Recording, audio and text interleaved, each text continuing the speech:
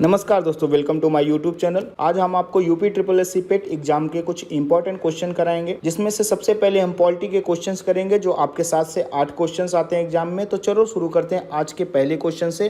तो आज का पहला क्वेश्चन है, राष्ट्रपति द्वारा राज्यसभा में कितने सदस्यों को नामित किया जाता है? 10, 5, कुल सदस्यों का 5वां भाग या 12? तो इसका सही उत्तर होगा 12।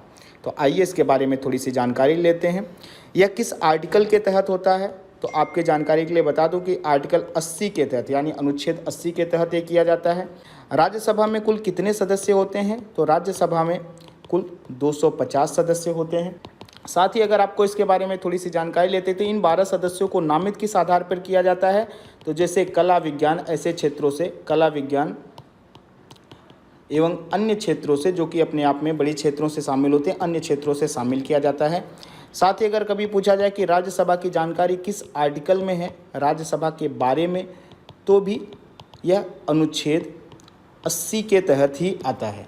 साथ ही राज्यसभा एक अस्थायी चलने वाला सदन है, यह कभी नहीं बंद होता। इसके 1/3 सदस्य हर 2 वर्ष में, इसके 1/3 सदस्य हर 2 वर्ष में क्या होते हैं? रिटायर हो जाते हैं। तो आइए अगले प्रश्न की तरफ बढ़ते हैं। लोकसभा में राज्यों को किस आधार पर सीटें आवंटित होती हैं? जनसंख्या के, क्षेत्रफल के, गरीबी के या भाषा पे? तो इसका सही उत्तर होगा जनसंख्या के आधार पर। तो आइए इसके बारे में थोड़ी सी जानकारी लेते हैं। तो हम जानते हैं कि जब हमारे संविधान सभा का गठन हुआ था, संविधान सभा के गठन के साथ ही ये निर्धारित किया गया कि हर 10 लाख की जनसंख्या पर 1 सीट आवंटित की जाएगी। 10 लाख की जनसंख्या पर 1 सीट आवंटित की जाएगी। मिनिमम नंबर्स है, मैक्सिमम नंबर्स की कोई सीमा नहीं है। साथ ही यह आज भी लागू है। अगर पूछा जाए कि अभी किस आधार पर यह किया जाता है, तो हमारा परिसीमन आयोग बनता है। परिसीमन आयोग कौन बनता है? चुनाव आयोग के द्वारा बनाया जाता है। और परिसीमन आयोग चुनाव आयोग के द्वारा क्या करता है? क्षेत्रों का निर्धारण करता है कि किस क्षेत्र में कितनी सीटें आवंटित की जाएंगी। इस समय का लेटेस्ट जो है 2002 का परिसीमन आयोग बना हुआ है। और साथ ही अगर ये देखा जाए कि अगली बार जनसंख्या के आधार पर सीटों का निर्धारण कब होगा, तो यह होगा 1971 की जनसंख्या के आधार पर अभी चल रहा है। अब जब 2026 के बाद जो भी जनगणना होगी, यानी कि 2026 के बाद कौन सी जनगणना होगी? हर 10 साल पर जनगणना होती है, हमें पता है। तो 2026 के बाद 2031 में जब जनगणना होगी, तब जाके नई सीटों का निर्धारण होगा। तब तक जितनी सीटें अभी आवंटित है, इन्हीं सीटों पर चुनाव होते रहेंगे। आइए अपने अगले प्रश्न की तरफ बढ़ते हैं। भारत के उपराष्ट्रपति की स्थिति की तुलना किस देश के उपराष्ट्रपति से की जा सकती है? फ्रांस, संयुक्त राज्य अमेरिका, न्यूजीलैंड या रूस? तो इसका सही उत्तर होगा संयुक्त राज्य अमेरिका। हालांकि संयुक्त राज्य अमेरिका के से हमने अपने उपराष्ट्रपति का पद लिया है, तो हमारे उपराष्ट्रपति भी संयुक्त राज्य अमेरिका के उपराष्ट्रपति की तरह, जब राष्ट्रपति के कार्य ना कर रहा हो किसी भी कारणवश, तब उपराष्ट्रपति राष्ट्रपति के स्थान पर कार्य करते हैं। साथ ही हमारे जो उपराष्ट्रपति होते हैं, इनके बारे में खास बात है कि हमारे उपराष्ट्रपति जो होते हैं, ये क्या होते हैं? ये राज्यसभा के पदेन सभापति होते हैं। साथ ही अगर इनका पद खाली हो तो 6 मंथ के अंदर चुनाव होना जरूरी है। साथ ही हम देखते हैं कि एक डिफरेंस, जो बेसिक डिफरेंस मिलता है संयुक्त राज्य अमेरिका और भारत के उपराष्ट्रपतियों के आधार पर, तो बेसिक डिफरेंस क्या मिलता है? जब वहाँ का उपराष्ट्रपति राष्ट्रपति बन जाता है, तो वह परमानेंट राष्ट्रपति के पद को धारण कर लेता है। लेकिन भारत में ऐसा नहीं है। जब राष्ट्रपति स्वस्थ हो जाएगा, तो उपराष्ट्रपति फिर से अपना कार्य करना शुरू कर देंगे। तो आइए अगले प्रश्न की तरफ बढ़ते हैं। भारत के पहले राष्ट्रपति के रूप में डॉक्टर राजेंद्र प्रसाद का चुनाव किया गया था। संसद द्वारा, निर्वाचक मंडल द्वारा, भारत की जनता द्वारा या संविधान सभा द्वारा? तो इसका सही उत्तर होगा संविधान सभा द्वारा। तो राजेंद्र प्रसाद जी का चुनाव अगर किया जाए राष्ट्रपति पद के लिए, तो राष्ट्रपति पद के लिए सबसे पहले कब चुने गए थे? तो हम जानते हैं कि 26 जनवरी 1950 को इन्होंने राष्ट्रपति पद की शपथ ग्रहण की थी। और इस समय तक अभी आपके देश में चुनाव नहीं हुए थे। आपके देश में चुनाव 1951 से शुरू हुए थे। तो इनका चुनाव किसने किया था? संविधान सभा द्वारा ही इनको चुना गया था। लेकिन इनका कार्यकाल देखा जाए तो 1950 से लेके 1962 तक था। कभी पूछा जाए कि 2 बार कौन राष्ट्रपति बना है, तो 2 बार हमारे राजेंद्र प्रसाद ही राष्ट्रपति बने हैं आज तक। साथ ही सबसे लंबा कार्यकाल किसी का पूछा जाए तो सबसे लंबा कार्यकाल भी इन्हीं का रहा है। तो आइए अगले प्रश्न की तरफ बढ़ते हैं। निम्नलिखित में से कौन भारत के राष्ट्रपति के चुनाव में भाग नहीं लेता? राज्यसभा के सदस्य, लोकसभा के सदस्य, विधान परिषद के सदस्य या विधानसभा के सदस्य? इसका सही उत्तर होगा विधान परिषद के सदस्य। तो यहाँ पे हम देखेंगे कि राज्यसभा तथा लोकसभा तथा विधानसभा के सदस्य, खास करके कौन, जो चुने हुए हैं, चुने हुए सदस्य पार्टिसिपेट करते हैं किसका? राष्ट्रपति के चुनाव में। लेकिन विधान परिषद के सदस्य इसमें पार्टिसिपेट नहीं करते हैं। लेकिन एक खास बात आपको और बता दूं कि राष्ट्रपति के बारे में, तो इनका आर्टिकल कभी पूछा जाए कि किस आर्टिकल के तहत गया कि भारत का एक राष्ट्रपति होगा, तो आर्टिकल 53 के तहत क्या गया था कि राष्ट्रपति के बारे में एक चीज़ और है कि ये क्या कर सकता है। हम जानते हैं कि राष्ट्रपति के बाद बहुत सारी ढेर सारी पावर्स होती हैं और सारे कार्यकारी काल जितने भी काम होते हैं सब किसके नाम से होते हैं? राष्ट्रपति के ही नाम से किए जाते हैं हमारे देश में, क्योंकि ये आपके राष्ट्र का प्रथम नागरिक कहलाता है, राष्ट्र का प्रथम नागरिक होता है, इसलिए सारे कार्य इसी के नाम से किए जाते हैं। और एक खास बात और है कि राज्यसभा और लोकसभा और विधानसभा के सदस्य तो इसके चुनाव में पार्टिसिपेट करते हैं, लेकिन जब इसे हटाने की प्रक्रिया चल रही होगी तब विधानसभा के सदस्य इसमें पार्टिसिपेट नहीं करते, पार्टिसिपेट नहीं करते हैं। तो आइए अगले प्रश्न की तरफ बढ़ते हैं। लोकसभा की बैठक किस प्रकार समाप्त की जा सकती है? स्थगन द्वारा, विघटन द्वारा, सत्रावसान द्वारा, इनमें से सभी द्वारा? तो इसका सही उत्तर होगा इनमें से सभी द्वारा। तो आपकी जानकारी के लिए बता दें कि स्थगन प्रस्ताव कौन लाता है या स्थगन कौन कर सकता है लोकसभा की जब बैठक चल रही हो? तो ये लोकसभा स्पीकर के हाथ में होता है कि लोकसभा को जब बैठक चल रही हो तो स्थगित कर दे। और साथ में अगर सत्रावसान या विघटन की बात की जाए, तो ये दोनों कौन कर सकता है? आपके राष्ट्रपति के हाथ में होता है कि सत्र जब खत्म हो गया तो उसके राष्ट्रपति सत्रावसान की घोषणा करता है। विघटन का मतलब क्या होता है कि मान लो कोई अल्पसंख्यक में सरकार हो गई, जिनके पास बहुमत की संख्या कम हो गई, बहुमत की संख्या नहीं रही, तो राष्ट्रपति इनको इस पूरी की पूरी लोकसभा को विघटित कर सकता है। आइए अगले प्रश्न की तरफ बढ़ते हैं। भारतीय सेनाओं का सर्वोच्च सेनापति होता है राष्ट्रपति, उपराष्ट्रपति, प्रधानमंत्री या रक्षा मंत्री? तो इसका सही उत्तर होगा राष्ट्रपति। हमारी सर्वोच्च सेनाओं के सेनापति कौन होते हैं?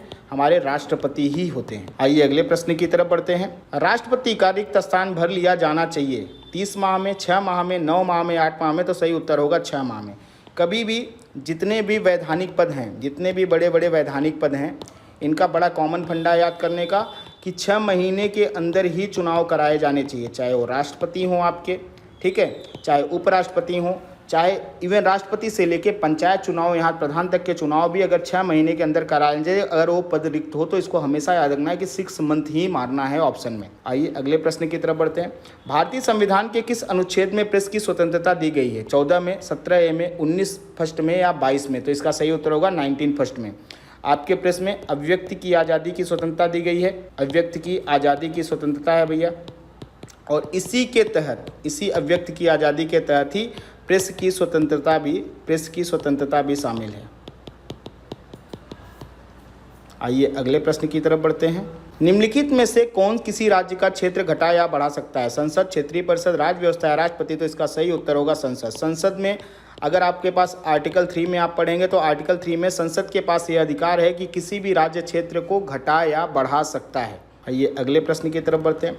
भारतीय संविधान की अस्पृश्यता उन्मूलन से संबंधित अनुच्छेद है? अनुच्छेद 22, अनुच्छेद 12, अनुच्छेद 17 या अनुच्छेद 18? तो इसका सही उत्तर होगा अनुच्छेद 17। ठीक है, अनुच्छेद 12 में क्या है? आपके मौलिक अधिकारों का उल्लंघन करने पे अगर कोई भी ऐसा कानून बन रहा है तो वो अधिकार कहाँ तक शून्य कर दिया जाएगा? उस कानून को जहाँ तक आपके मौलिक अधिकारों का हनन कर रहा है। अनुच्छेद 18 क्या है? उपाधियों का अंत है। और अनुच्छेद 22 क्या है? गिरफ्तारी से संरक्षण की बात करता है। अस्पृश्यता उन्मूलन किसमें? अनुच्छेद 17 में है। तो आइए अगले प्रश्न की तरफ बढ़ते हैं। निम्नलिखित में से किस तरह से भारतीय नागरिकता प्राप्त की जा सकती है? जन्म से, पंजीकरण से, वंशानुगत से, इस सभी से? इसका सही उत्तर होगा इस सभी से। जन्म से भी, अगर आपने यहाँ पे जन्म लिया है तब भी आप यहाँ पे नागरिक हो सकते हैं। वंशानुगत यानी कि आपके वंश का कोई दादा दादी या नाना नानी या कोई आपके बहुत पुराने कोई भी वंशज अगर यहाँ पे रहे हों तो इस वंशानुगत के आधार पर भी आप यहाँ पे नागरिकता ले सकते हैं। पंजीकरण के माध्यम से आप रजिस्ट्रेशन करा के भी यहाँ पे नागरिकता ले सकते हैं। उसके लिए अलग अलग प्रावधान है, कुछ में 7 साल, कुछ में 10 साल आपको भारत में रहने के प्रावधान किए गए हैं, उसके द्वारा भी आप नागरिकता ग्रहण कर सकते हैं। तो आइए अगले प्रश्न की तरफ बढ़ते हैं। निम्नलिखित में से कौन सा अधिकार भारतीय संविधान के अनुच्छेद 32 के अंतर्गत प्रवर्तित किए जा सकते हैं? मौलिक अधिकार, संवैधानिक अधिकार, सांविधिक अधिकार या इनमें से कोई नहीं? तो सही उत्तर होगा मौलिक अधिकार। अनुच्छेद 32 क्या है? आपका आर्टिकल 32 क्या कहता है? आपके आर्टिकल 32 में है संवैधानिक उपचारों का अधिकार है। संवैधानिक उपचारों का अधिकार है। यदि आपके फंडामेंटल राइट्स का कोई उल्लंघन करता है, कोई भी उल्लंघन करता है, या राज्य सरकार या कोई व्यक्ति या कोई संस्था, तो आप इस आर्टिकल 32 के तहत कहाँ जा सकते हैं? सुप्रीम कोर्ट में अपील कर सकते हैं और उस पर सुनवाई होगी। तो इसीलिए यह किसका पार्ट हो जाता है? ये मौलिक अधिकारों का ही पार्ट हो जाता है। आइए अगले प्रश्न की तरफ चलते हैं। धार्मिक स्वतंत्रता का अधिकार किस अनुच्छेद द्वारा दिया गया? अनुच्छेद 22 द्वारा, अनुच्छेद 25 द्वारा, अनुच्छेद 40 द्वारा या अनुच्छेद 18 द्वारा? तो इसका सही उत्तर होगा अनुच्छेद 25। अनुच्छेद 25 क्या कहता है? आर्टिकल 25 कहता है कि आपको अंतःकरण को, जो आपका मन करे, आपका जो अंतःकरण करे, अंतःकरण को आबाद रूप से, चाहे वो किसी भी धर्म को आप फॉलो करें, रूप से मानने की स्वतंत्रता है, मानने की स्वतंत्रता दी गई है। तो ये कहाँ तक है? आर्टिकल 25 में है। आर्टिकल 18 अभी आपको बताया उपाधियों के अंत से संबंधित है, उपाधियों के अंत से संबंधित है। 22 भी अभी आपको बताया गिरफ्तारियों के संरक्षण से। अनुच्छेद 40 यानी कि 40 क्या कहता है? पंचायतों के गठन की बात करता है, पंचायतों के गठन की बात करता है। और किसका पार्ट है? डीपीएसपी का पार्ट है, यानी directive principle of state policy, राज्य के नीति निर्देशक सिद्धांतों का पार्ट है। आइए अगले प्रश्न की तरफ बढ़ते हैं। भारत की संचित नीति से धन निर्गम पर किसका नियंत्रण है? भारत के वित्त मंत्री का, महानियंत्रक का, संसद का या अधिकृत मंत्री का? तो इसका सही उत्तर होगा संसद का। आपकी भारत की संचित नीति की जब बात होती है, कंसोलिडेटेड फंड ऑफ इंडिया की बात होती है, तो किसकी बात आ जाती है कंसोलिडेटेड फंड में?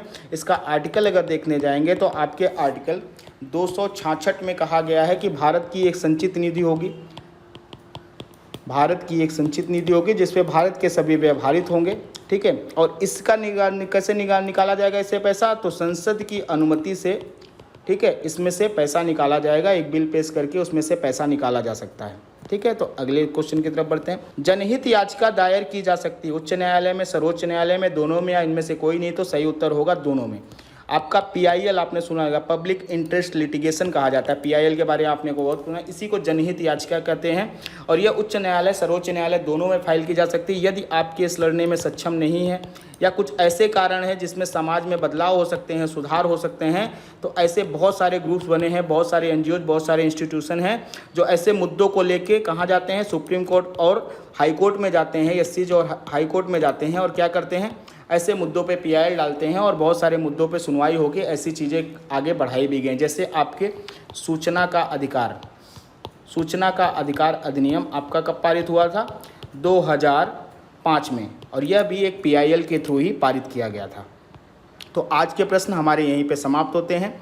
आपको अगले वीडियो में फिर से पॉलिटी के नए क्वेश्चन के साथ आपसे मुलाकात होगी। अगर आपने हमारा YouTube चैनल अभी तक सब्सक्राइब नहीं किया तो फटाफट जाके हमारा YouTube चैनल सब्सक्राइब करिए, ताकि अगले वीडियो का नोटिफिकेशन आपको तुरंत का तुरंत मिल सके। और लाइक, कमेंट और शेयर तो जरूर करें। और आज के लिए आपका बहुत बहुत धन्यवाद।